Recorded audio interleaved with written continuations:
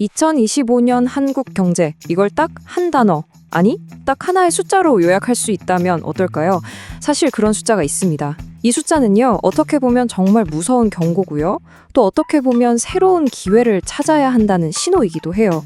한국 경제가 지금 중대한 변곡점에 서 있다는 건데요. 지금부터 저랑 같이 한번 깊숙이 들여다보시죠. 네, 바로 이 숫자입니다. 0.7%. 이게 뭐냐면요. 2025년 우리 한국 경제의 가장 최신 성적표, 그러니까 수정된 경제 성장률 전망치예요. 와, 0.7이라니 정말 좀 충격적이죠? 이 0.7%라는 숫자가 얼마나 심각한 건지 아마 역대 경제 위기랑 비교해보면 확 와닿으실 거예요. 우리가 기억하는 1998년 외환 위기, 그리고 1980년 오일 쇼크, 또 바로 얼마 전 2020년 팬데믹, 바로 그 다음 순서입니다. 그러니까 거의 국가적인 재난 수준하고 맞먹는다는 거죠. 이 정도면 그냥 성장 쇼크라고 부를 수밖에 없는 그런 상황인 겁니다. 자, 그래서 오늘 첫 번째 파트에서는 바로 이 0.7% 성장 쇼크가 도대체 뭔지 그 실체부터 파헤쳐 보겠습니다. 아니, 우리 경제가 어쩌다가 이렇게 심각한 상황까지 오게 된 걸까요? 이게 그냥 나온 숫자가 아니에요. 현대경제연구원에서 원래 2025년 성장률을 1.7%로 봤거든요. 근데 그걸 불과 몇 달 만에 0.7%로, 그러니까 무려 1.0%포인트나 확 낮춰버린 겁니다. 이렇게 전망치를 크게 바꾸는 건 진짜 이례적인 일이거든요. 한마디로 경제 상황이 생각했던 것보다 훨씬 빠르게 나빠지고 있다는 아주 강력한 신호인 셈이죠. 그럼 도대체 왜 이렇게 된 걸까요? 원인이 하나가 아니에요. 되게 복합적인데 일단 안을 들여다보면 소비랑 투자는 꽁꽁 얼어붙었고요. 건설 경기는 그냥 뚝 꺾여버렸어요. 그럼 밖은 괜찮냐? 그것도 아니죠. 우리가 믿었던 수출마저 침체에 빠지기 시작했습니다. 근데 진짜 무서운 건 뭐냐면요. 이 모든 게 서로 맞물려서 악순환을 만든다는 거예요. 보세요. 기업 실적이 나빠지면 당연히 사람을 덜 뽑겠죠. 고용이 얼어붙어요. 그럼 사람들 주머니가 가벼워지니까 소비가 줄어들죠. 이게 바로 경제 전체를 헤어나오기 힘든 늪으로 끌고 들어갈 수 있다는 그런 무서운 경고입니다. 자, 이렇게 경제가 어려워지니까 정부, 특히 우리 중앙은행인 한국은행이 가만히 있을 수 없었겠죠? 그래서 카드를 꺼내듭니다. 바로 두 번째 이야기, 중앙은행의 응답, 금리 인하입니다. 한국은행이 2025년 들어서만 벌써 2번이나 기준금리를 내렸어요. 2월에 한 번, 그리고 바로 이어서 5월에 또 한 번. 이렇게 연달아 금리를 내렸다는 건 시장에 돈을 풀어서 어떻게든 경기를 살려보겠다 하는 아주 분명한 의지를 보여준 거죠. 한국은행의 설명은 되게 명쾌해요. 이제 물가는 어느 정도 잡히는 것 같으니까 지금 쓰러져가는 실물 경제부터 살리는 게 우선이다, 이겁니다.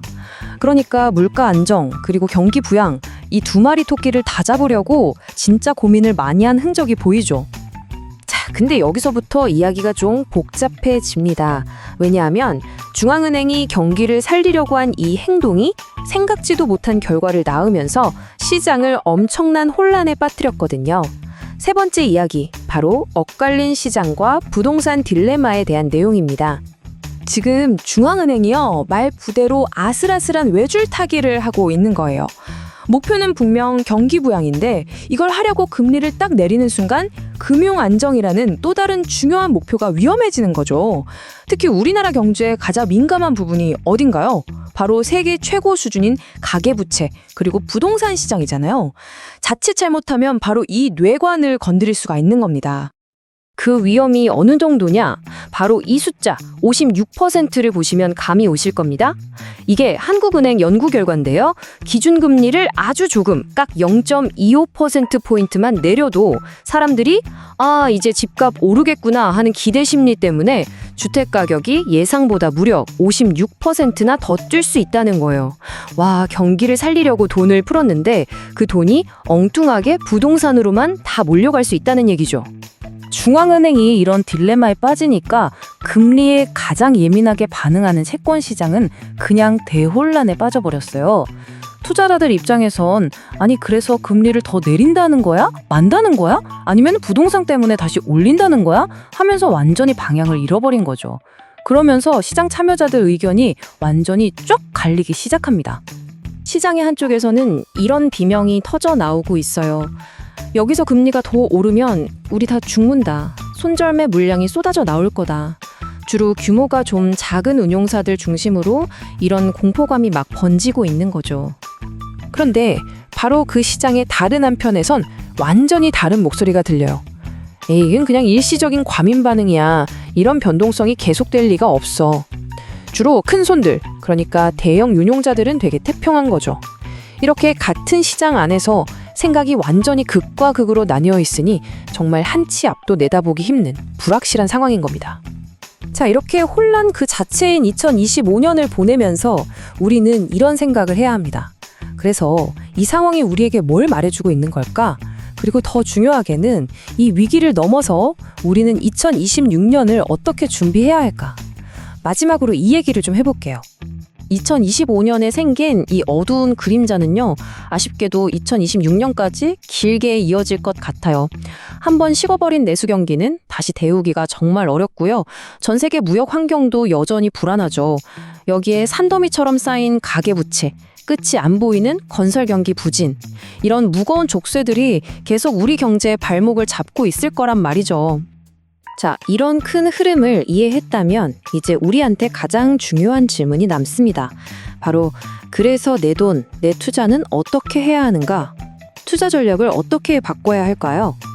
한 시장 전문가의 분석에서 아주 중요한 힌트를 얻을 수 있을 것 같아요. 이분 말이 지금 당장 2025년에는 주식이 더 나아 보일 수 있다. 하지만 내년 2026년이 되면 얘기가 달라질 수 있다는 거예요.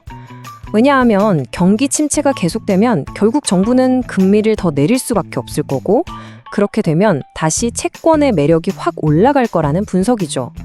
즉, 시장의 무게중심이 주식에서 채권으로 옮겨갈 수 있으니 이걸 미리 대비해야 한다는 겁니다.